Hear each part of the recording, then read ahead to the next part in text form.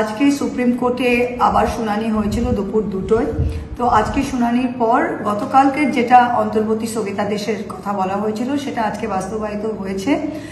কেন্দ্রীয় সরকার আজকে বলেছে এবং সেটা রেকর্ড হয়ে অর্ডারের একটা পার্ট অংশ হয়ে গেছে, যেটা অর্ডারটা এখন বেরিয়ে গেছে।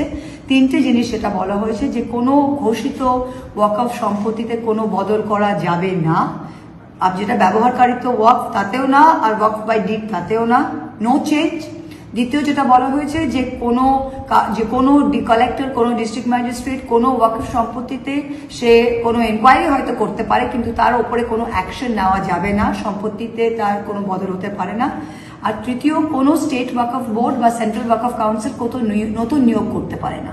যেটা বিজেপির একটা আইডিয়া ছিল যে প্রত্যেকটা ওয়াকফ বোর্ডে আমরা নন মুসলিম ঢুকিয়ে তার কম্পোজিশনটা চেঞ্জ করব, সেটা তারা করতে পারবে না।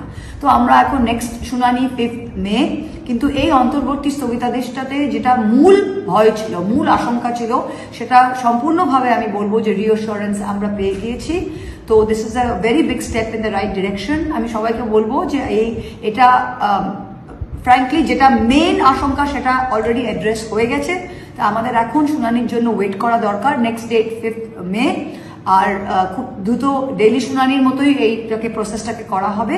তো আমরা আশ্বস্ত হয়েছি এবং আগামী দিনে সবাইকে বলবো যে আমি আনকনস্টিটিউশনাল যে অ্যাক্টটা আনা হয়েছিল পার্লামেন্ট, আমি সুপ্রিম কোর্টকে কুর্নিশ দিচ্ছি যে এরকম পার্লামেন্টারি অ্যাক্টটাকে এরকম একটা ইন্টারমিডিয়েট স্টে দিয়ে তার ইমিডিয়েট যেটা নেগেটিভ এফেক্ট তাকে বন্ধ করতে পেরেছে।